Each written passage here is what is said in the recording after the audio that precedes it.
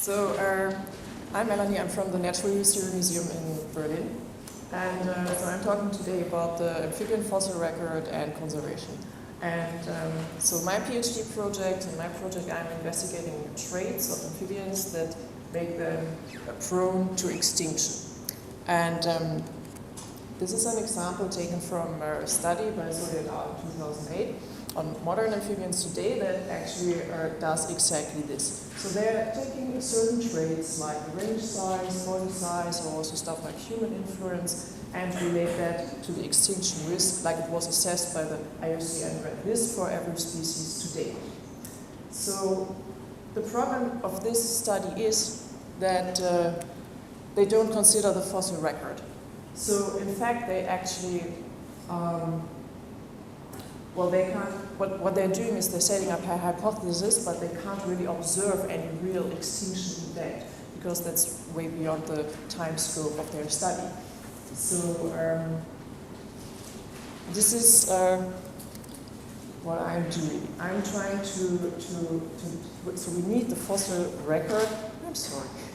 So we need the fossil record to test these hypotheses they are setting up about the influence of those certain traits on the extinction risk of amphibians. So and this is what I'm doing. I'm trying to combine the modern ecology and the paleobiology and aim for a better understanding of amphibian extinction mechanisms. So over the last 2 years, I've been collecting a lot of data, and to give you an overview of what I'm actually working with, I'm showing you this now. So I'm working with amphibians in a broader sense, so included are Temnospondyli and Lepospondyli as close relatives of today's amphibians and both potential ancestors. And they're also included Palaeontology, one of the extinct families of today's lizard amphibians.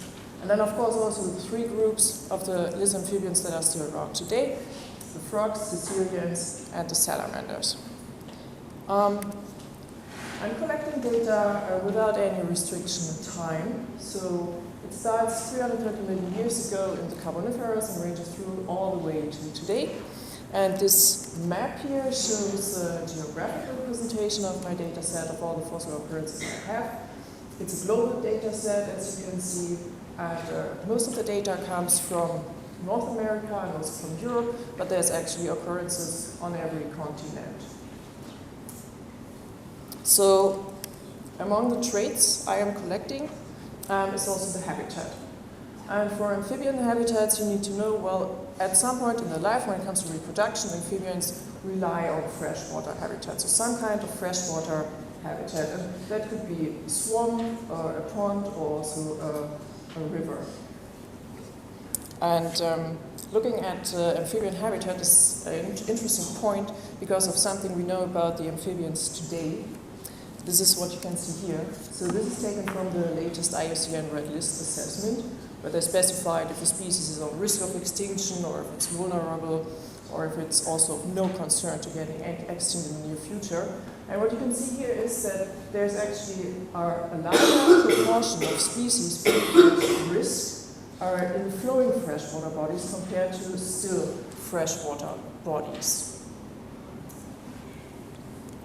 So there are certain ideas why that could be the case. One is that maybe that still freshwater bodies are a little bit more variable as a habitat, so there's always the risk of dislocation. So species using that have to be kind of more robust to deal with it, and therefore also have a lower extinction risk. That's just one idea. However, even if the habitat itself might just be a proxy for something else, like let's call it robustness, or also another factor we haven't thought about so far, it's still definitely a valuable information when you want to aim at the preservation of species. So, and luckily, this habitat information we can get as well from the fossil record of amphibians. Getting the paleohabitat is sometimes a bit tricky, because often the paleohabitat information actually relies on the composition of species at a certain locality. So this is fine as long as you don't want to use this habitat to say something again about the species, because, well, then you end up in kind of a circular reasoning. So I want to avoid this, and therefore I'm using a more direct approach to get information about the habitat of the fossil species, and that's using the lithology. So each mythology corresponds, well, each mythology actually needs a certain kind of environmental setting to get these kind of stones in the end. So like we have the cross-stratified sandstone here that points to a large river stream, also the mudstone that only occurs in still water bodies. So it's all about the energetic setting of the environment, all about the strength of the water flow. So we can range those mythologies from low to high energetic settings. And so first of all, I grouped those mythologies from the species in 4 basic groups: low, medium 1, medium 2, and high. And then I went further and made the groupings a bit more broader, according to the question, was water standing or flowing, or just 2 basic categories, low and high energetic environments. So, and if I use those categories now on my data set and look at the stratigraphic ranges within those groups, I can see this. So we have to go back to the study I talked in the beginning about, this example by Sodi et al., where they do this with the modern amphibians. So their measurement for extinction risk is the IUCN Red List assessment. So the equivalent for this in the fossil record would be the duration that a species was around, that we can observe it, so that its stratigraphic range. So this is what you can see here. So it's a stratigraphic range, are in geologic stages, grouped for the energetic setting of these species.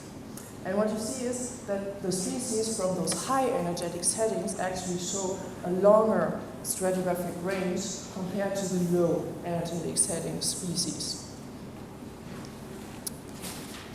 Because I know from my data set that there are some differences in the composition, in the taxonomic composition of those lithologies. For example, salamanders are quite dominant in sandstone lithologies. I tested if this pattern is actually stable or independent of the taxonomy. So, no. Right.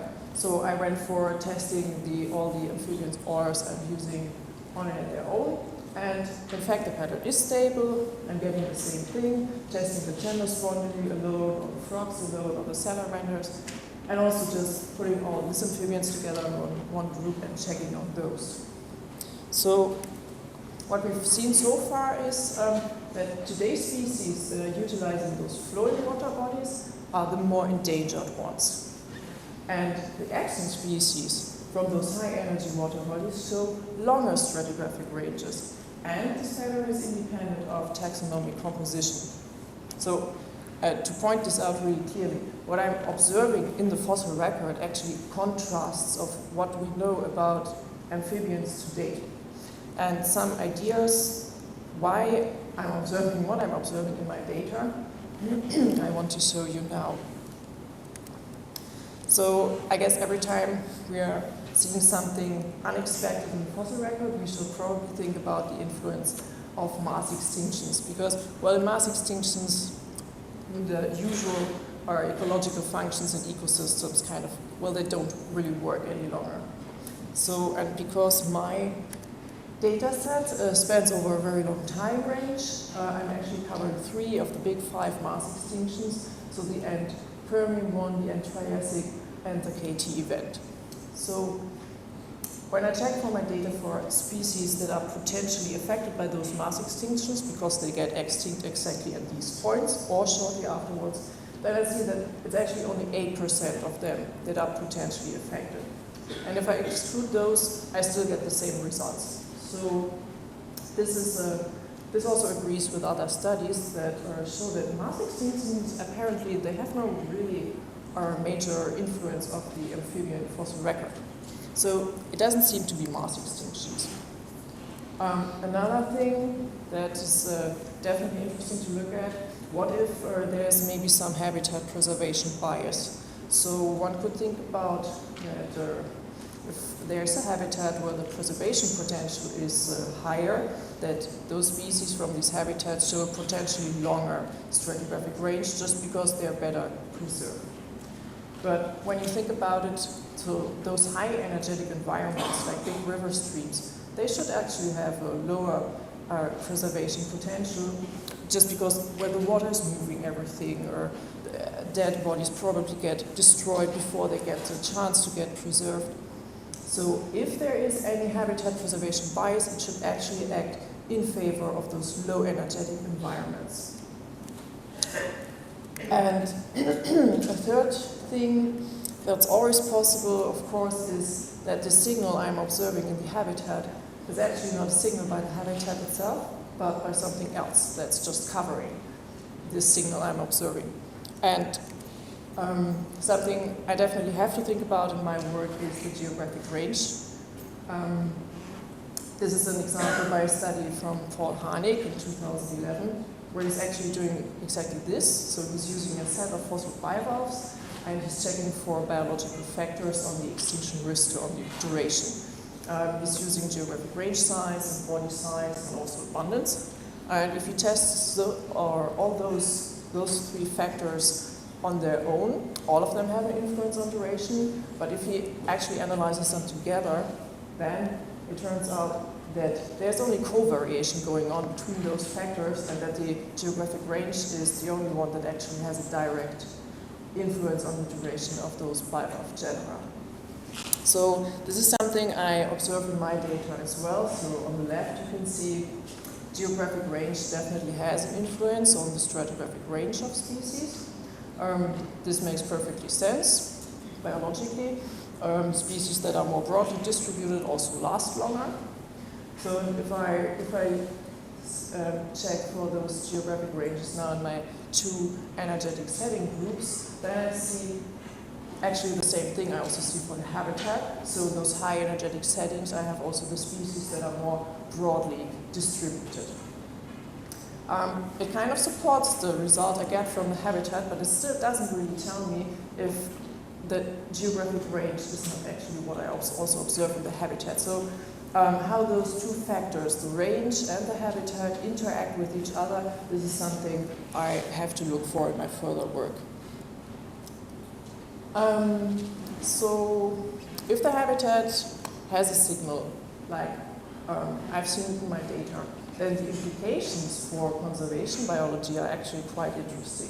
So first of all, we've seen that the habitat itself gives an insight on extinction risk, and it might even be unexpected. So, and the second thing is, actually it goes more in the direction of the question. It's about, well, if those flowing water body species are actually on higher risk today, but according to the fossil record they should be at lower risk. The question is, what's causing that?